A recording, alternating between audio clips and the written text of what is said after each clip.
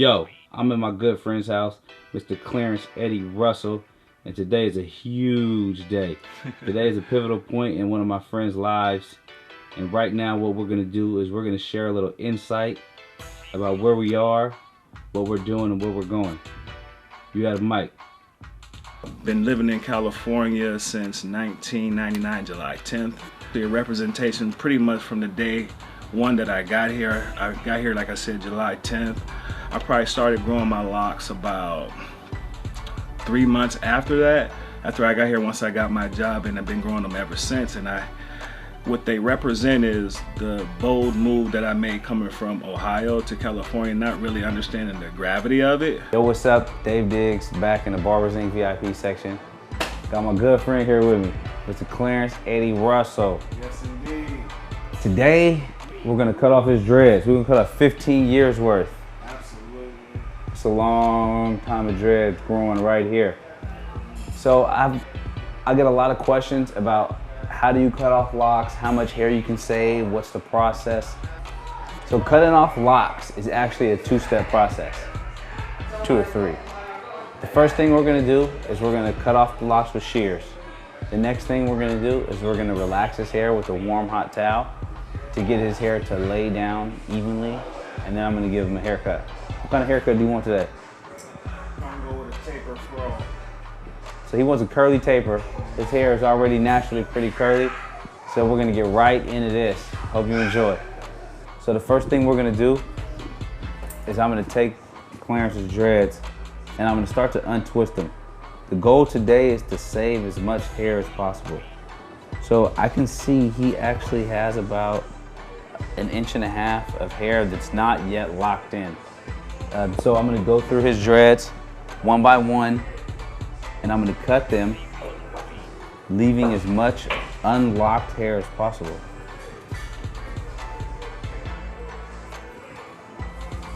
So I know it's an emotional time for you, Clarence. This is 15 years of locks right here, and I'm gonna save them.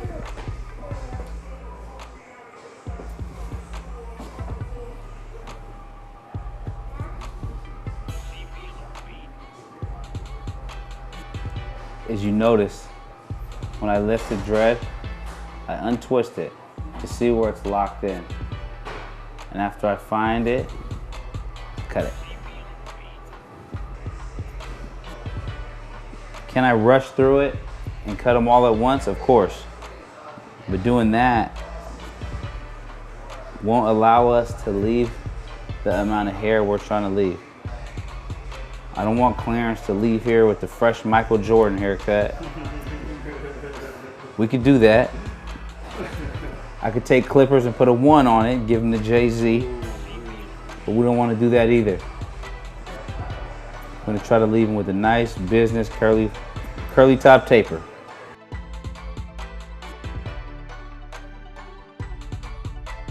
As they get longer, I feel like I grew. So now I've just come to a point, I'm on the horizon of 40, turning 40 a week from today. And I've wore this mane for 15 years, and it's just time to, reinvent myself. I mean, I'm 40 years old, I'm a father, it's just been a long time coming. And I just feel like there's no time like the present. I never knew when this day would come, but it's here, and I'm glad that it's happening.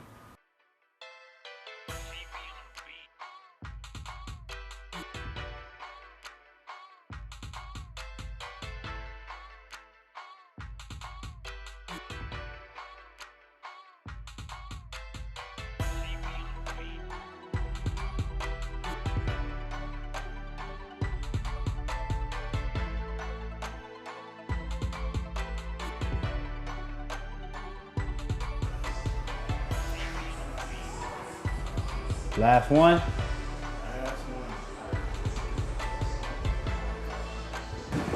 So now that we have Clarence's hair cut, I'm gonna go through with my pick and we're gonna comb it out. We're gonna see how much of Clarence's hair we actually saved. You wanna be careful with this because you don't wanna pull too hard on hair that's still locked.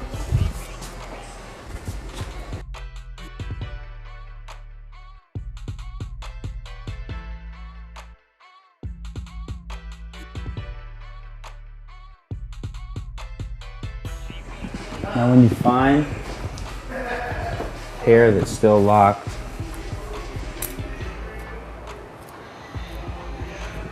simply go in with the shears. Try to just nip the top of it, just like that. Our goal is to still leave as much hair as possible.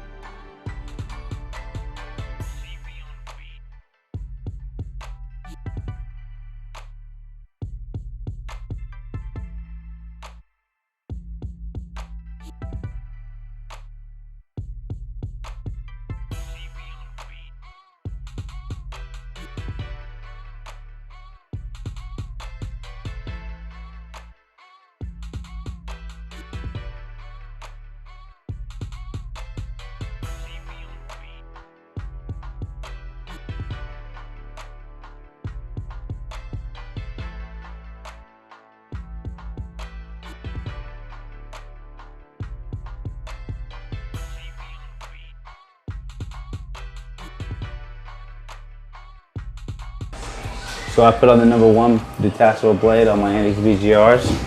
And what I'm gonna do is I'm gonna start out my transition area for the neck taper. I'm gonna go up about 1 inch with the #1.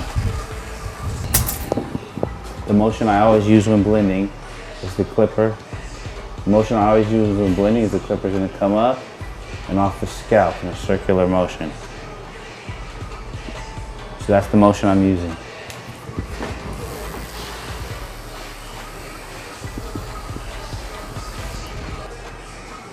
I'm going to grab my Andis Master, open and close, and I'm going to use the Andis Master to blend out the bottom taper line.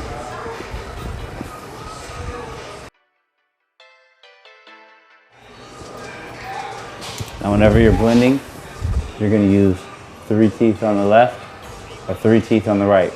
You do not use the entire clipper. 3 teeth on the left or 3 teeth on the right anytime you're blending. I'm left under, I'm left over, I'm right under, or I'm right over. And those are the 4 phasing positions that I was going to use.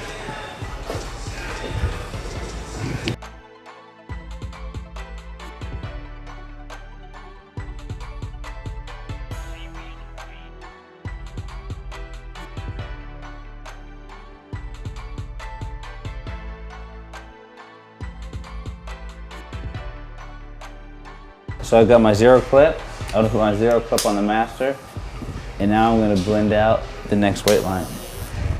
My favorite point of having my locks is this point where you only get this phase one time. It's the point where your hair starts to grow out and you get the little porcupine look, so to speak, kind of like the Wayne brother when he was growing his out at the early junction when he had his locks. That was the favorite part, because once they lay down, it's a wrap.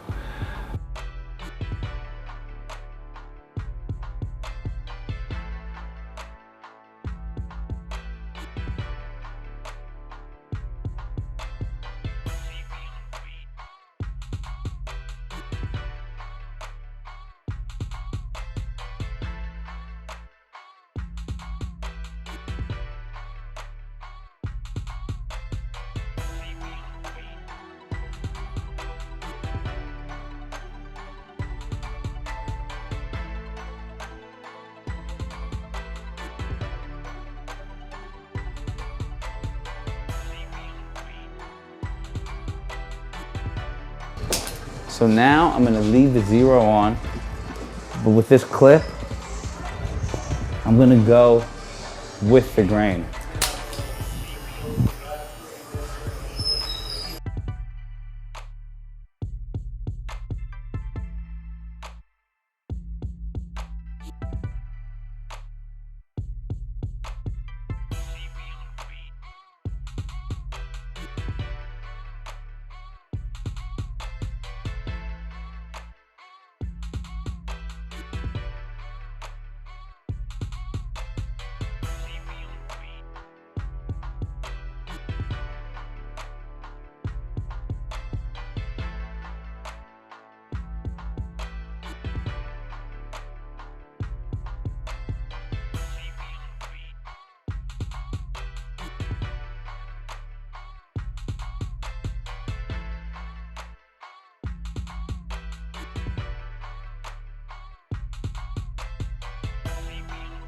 kind of feedback. Why are you cutting? You shouldn't cut it.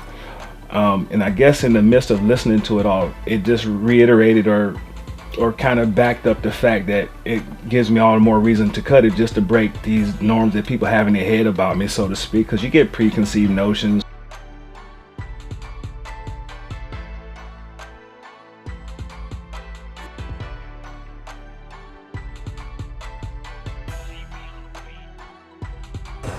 My style liner M3.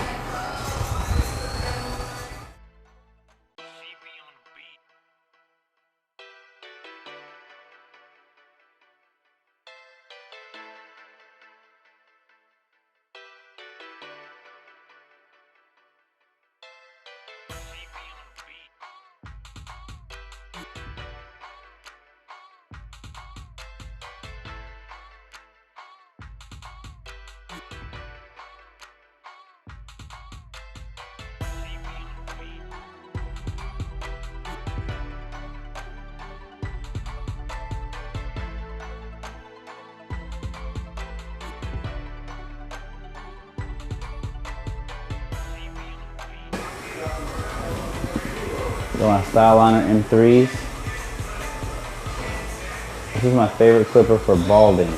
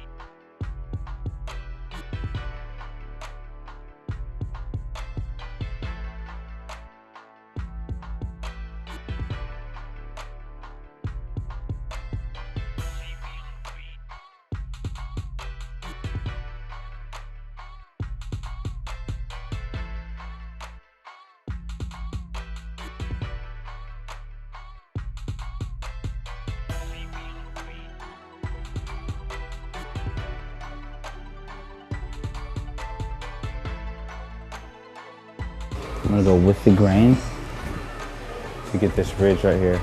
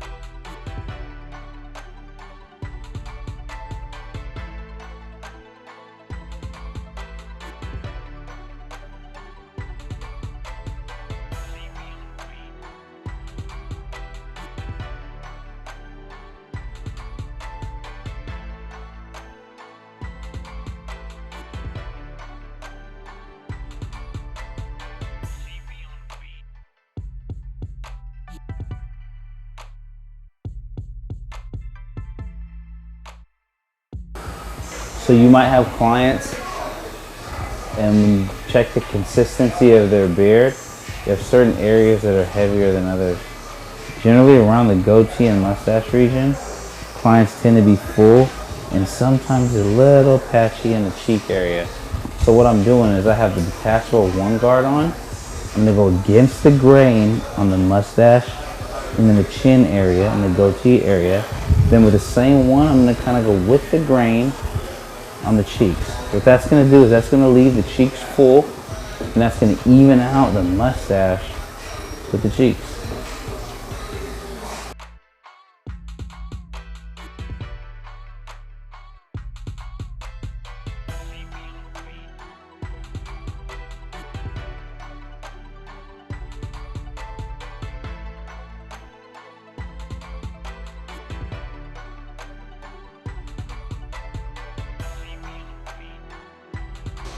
Finishing touches with Clarence. We got a little water, a little Elegance gel. We're gonna hook him up.